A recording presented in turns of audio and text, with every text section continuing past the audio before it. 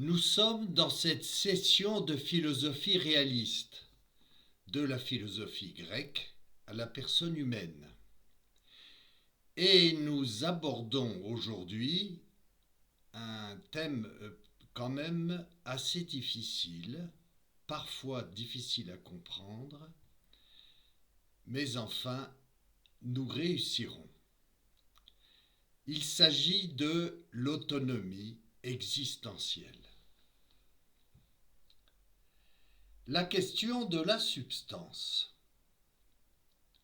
La philosophie grecque nous a donné le mot ousia, traduit par substantia en latin, puis par substance en français. Avec Parménide, 6e siècle avant Jésus-Christ, que Platon reprend dans son dialogue le Cratyle, l'ousia est la déesse Hestia qui demeure au-delà de tout devenir, de toute matière. Elle est ce qui est l'être. Mais faisons attention, le risque constant en philosophie est d'enfermer l'être dans la vie. La philosophie de l'être dans la philosophie de la vie, celle du devenir. Le mot substance indique toujours une détermination fondamentale et première dans l'ordre de l'être, au-delà du devenir. Ce qui est annoncé, amorcé dans la vidéo précédente, de la vie à l'être. Tout d'abord, peut-être est-il bon de revenir à ce qu'est l'induction. L'induction est une méthode d'analyse impliquant le passage de l'expérience à la découverte d'un principe, un premier selon un ordre, d'un fait à une cause, le passage de quelque chose de concret, donc visible, qui s'impose à soi dans l'expérience, à sa cause par une abstraction de la réalité, saisie dans l'intelligence. L'intelligence interroge pour connaître la réalité en prenant un certain recul sur le réel. Ainsi, l'induction est un mode de fonctionnement de l'intelligence consistant à abstraire pour analyser. L'intelligence découvre alors un principe, c'est-à-dire ce qui est premier dans un ordre donné, sans rejeter le sensible, mais en le relativisant, en le quittant momentanément pour y revenir, en portant un regard nouveau et pénétrant sur la réalité observée et analysée, d'où elle peut en déduire des effets, induction en amont, déduction en aval. Le mode de l'induction prend racine dans la philosophie pratique pour atteindre la philosophie de l'être. Au niveau des activités humaines, travail, amitié, politique, la découverte des trois premiers va enrichir la connaissance de la substance par trois analogues. L'inspiration, eidos en grec, idea en latin, pour l'art. Le choix dans l'amitié et la loi ou la règle au plan politique, comme les statuts dans une association. Au niveau de la nature, la physis en grec, la nature-forme, est l'analogue de la substance, principe dans l'ordre du mouvement naturel. Au niveau du vivant, l'âme est source des activités vitales. Nous découvrons l'unité dans la diversité des expériences, l'ousia, la substance, étant première dans l'ordre de perfection formelle. L'inspiration ou eidos, le choix, la loi, la nature forme ou physis, l'âme, ces 5 premiers conduisent par voie inductive à 5 analogues de la substance au niveau de l'être. Principe premier selon la forme de ce qui est. Ainsi, l'ousia est découverte comme la détermination de l'être ou la forme première de cette réalité vivante qu'est l'homme. La substance se dit de 2 manières pour désigner la détermination première de l'être vivant de vie humaine qu'est l'homme. Substance première, substance seconde. Pierre en tant que premier existentiel et homme en tant que premier formel. Puis pour découvrir la substance première, il faut saisir l'unité au-delà de Pierre et de homme, qui est un dépassement du premier existentiel, Pierre, et du premier formel ou intelligible, homme, impliquant une nouvelle induction dans l'ordre de l'être. Les 2 déterminations, Pierre et homme, sont un absolu, chacune dans leur ordre propre. C'est pour cela qu'on les appelle tous 2 substances, substance première et substance seconde. La substance exprime un premier dans l'ordre des déterminations, un premier selon la forme de ce qui est de l'être. Voilà, je vous avais dit quand même que c'était complexe. Les 10 prédicaments, carte d'identité philosophique de l'homme. Toute réalité se donne d'une manière descriptive à travers des attributions ou déterminations qui lui sont propres. Pour l'homme, elles sont au nombre de 10, appelées catégories ou prédicaments. Il s'agit d'une invention d'Aristote. Citons un exemple avec les attributions correspondantes. Pierre, substance première, est un homme, substance seconde.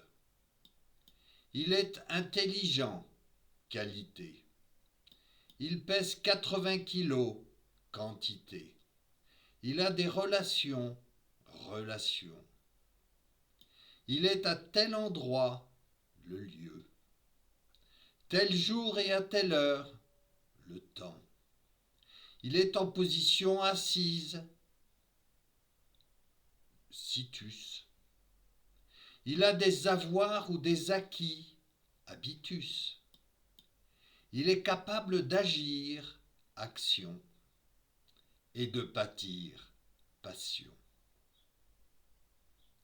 Les catégories sont les 10 prédicaments de l'homme, dans l'ordre de perfection, substance, qualité, quantité, relation, lieu, temps, situs, habitus, action et passion. La première des attributions est la substance, qui désigne l'être, son exister et son genre. Elle est première ou substantielle, tandis que toutes les autres sont secondes, relatives ou accidentelles. La substance est l'exister, substance première, et le genre, substance seconde, suivi des manières d'exister, les attributions secondes relatives à l'homme, Pierre ou Véronique. La substance est ce qui unit et maintient l'unité dans la multiplicité des attributions. Car la qualité, la relation ou les autres accidents sont relatifs à un premier substantiel. Pierre en tant qu'homme. La substance, principe dans l'ordre des déterminations de Pierre ou de Véronique, lui donne son autonomie substantielle. Son exister est unique, comme son âme est unique, car elle implique un corps unique auquel elle est substantiellement unie. Chacun est donc unique dans son être, autonome dans son être. Cette découverte des catégories, substance et accident, met en évidence l'identité fondamentale de chaque être humain, le caractère unique de chaque personne. Cela explique l'impossibilité de la réincarnation. Substance et substance pensante. Après Aristote, que dit Descartes, le maître de la pensée française, dans son discours de la méthode? Si j'eusse seulement cessé de penser, encore que tout le reste de ce que j'avais jamais imaginé, eût été vrai, je n'avais aucune raison de croire que j'eusse été.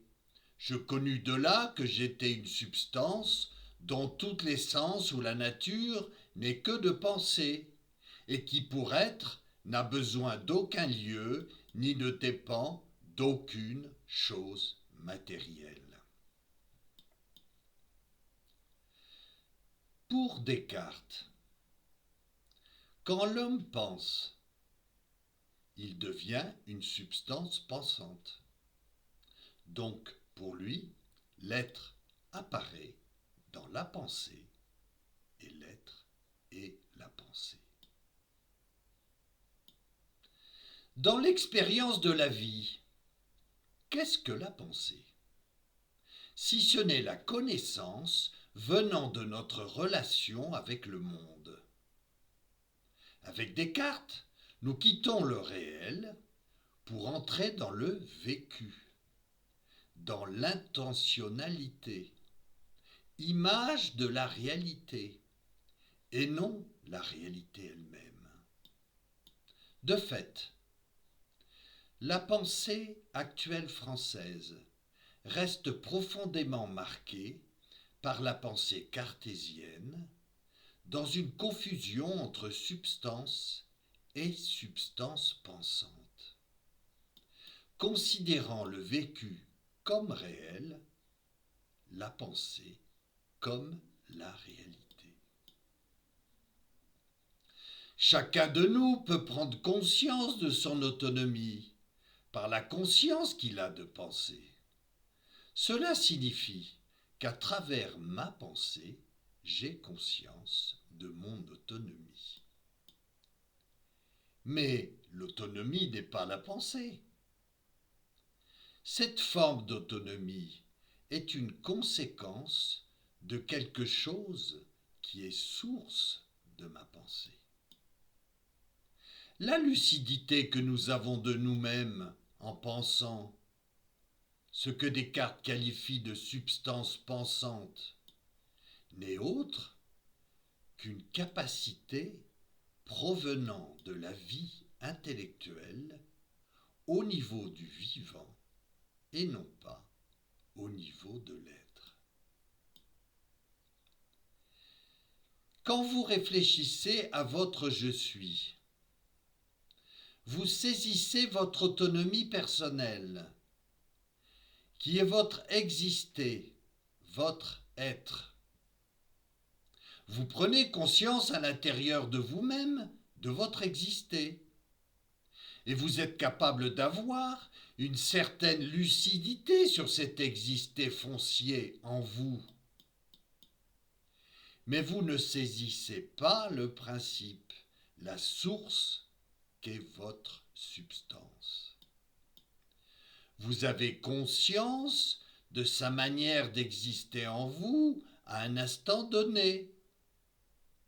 Ainsi, nous pouvons découvrir la substance par une démarche de l'intelligence. Mais ce que nous ressentons, c'est la vie de notre âme et non la substance. L'âme étant à la vie, à notre vie, ce que la substance est à l'être. Cela nous fait prendre conscience, une nouvelle fois, de la confusion entre l'être et la vie chez Descartes, comme chez Hegel et tant de philosophes réalistes. Par conséquent, l'être ne peut être saisi que dans une recherche, par voie inductive de l'intelligence. Il n'est pas saisi comme l'âme. Le risque est de tomber dans la subjectivité du je au détriment du et. Le je saisit l'autonomie au plan psychologique et non philosophique, car l'être implique la saisie d'un principe, la substance. Seul un principe est source d'autonomie, parce qu'il est premier, au-delà de tout. Étant premier, il me donne l'autonomie.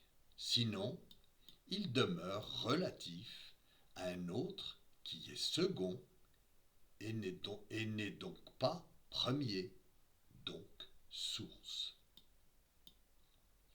Sartre transforme Aristote et partant de Descartes, il fait de la métaphysique de l'être une métapsychologie.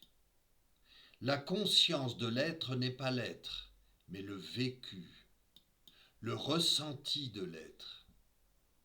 Saisissant le vécu de l'être, le risque est alors de s'enfermer dans le vécu et de rejeter tout ce qui ouvre à la transcendance de l'être.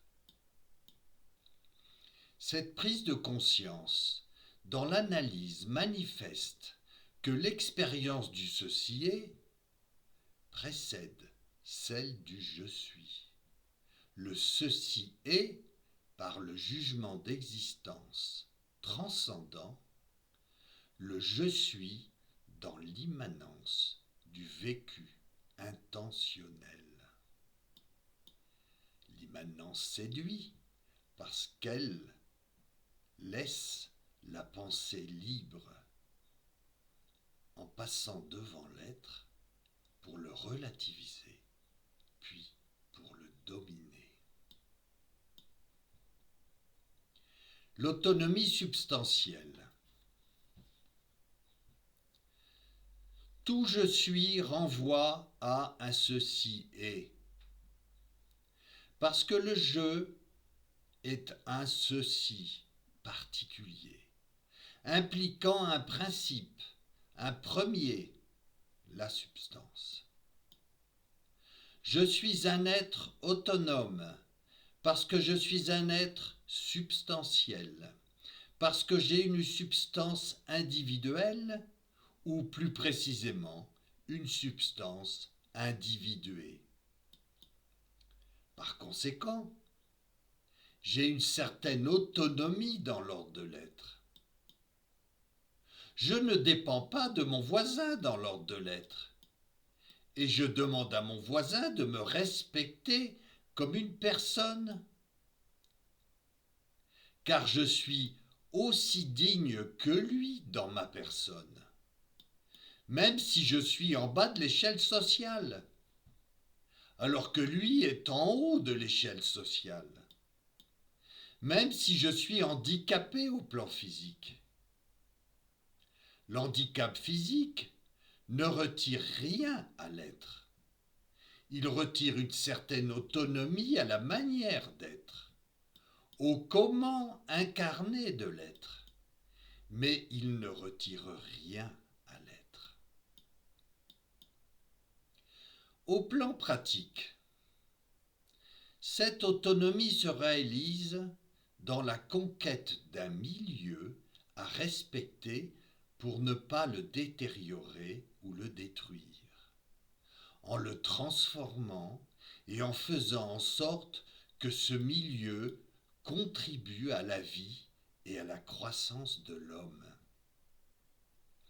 Nous sommes dépendants du milieu de vie, par le corps et à cause du corps, surtout quand il commence à vieillir. Mais concernant la vie de l'esprit, nous gardons notre autonomie, sauf si le corps devient malade, c'est-à-dire lourd à porter, freinant nos activités intellectuelles. L'exister de ma personne, c'est ma vie dans ce qu'elle a de premier existentiel. C'est bien mon exister, mais un exister qui est spirituel, capable de prendre conscience de la réalité de son existence. Cette expérience n'est pas la découverte de la substance comme principe, mais l'expérience par la manière d'exister. Ma lucidité me permet d'avoir conscience de la présence de mon existence. L'être, la vie, l'intelligence me donnent la lucidité de mon autonomie en tant qu'homme, malgré tous les conditionnements inhérents à la vie. La substance est ce qui unit à sa source mon esprit, ma vie et mon être. Cette unité demeure à travers le vivant que je suis, malgré les luttes, les dépassant et me permettant d'avoir conscience de mon identité, de mon je suis. De l'autonomie à l'amour de l'être. En réfléchissant à notre je suis, nous constatons en premier lieu l'autonomie de notre être, de notre exister. L'autonomie dans le sens où aucun vivant ne peut prétendre être cause de ce que je suis, de ce que nous sommes, à l'exception de notre corps venant de nos parents. Notre âme ne vient pas de nos parents. En tant que source de nos activités vitales, l'âme ne vient pas des gènes, même si ces gènes peuvent être cause d'atavisme. Il y a donc en nous une source d'être, une source substantielle qui nous laisse dans une solitude fondamentale, existentielle. nous en avons conscience.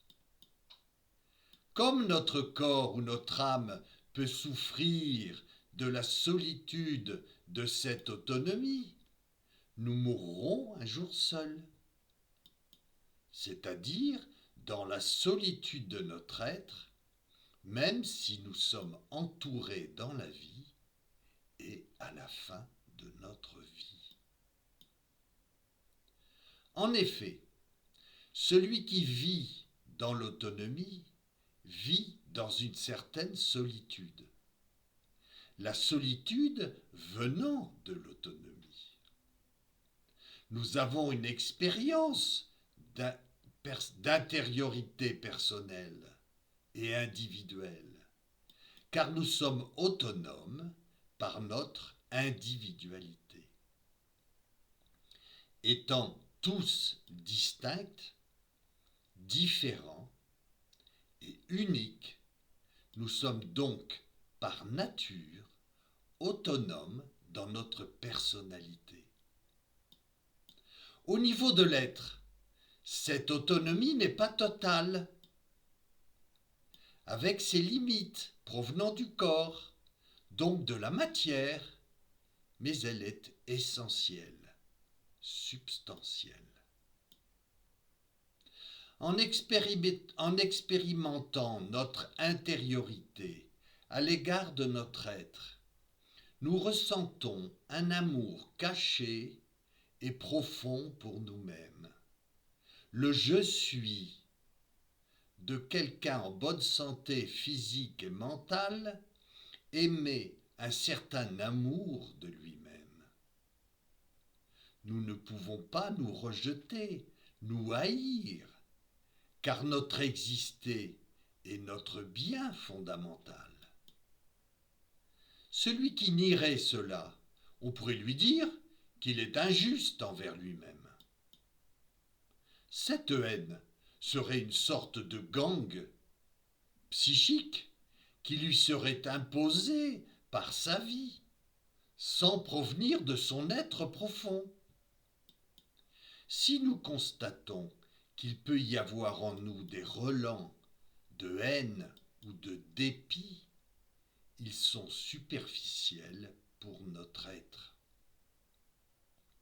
Notre être est substantiellement bon, de lui rayonne par sa nature intelligence et amour. L'amour de la vérité et l'intelligence au service de l'amour, notre désir de vérité et notre désir d'aimer ne sont-ils pas ce qui caractérise les effets de notre autonomie substantielle, à temps et à contre-temps?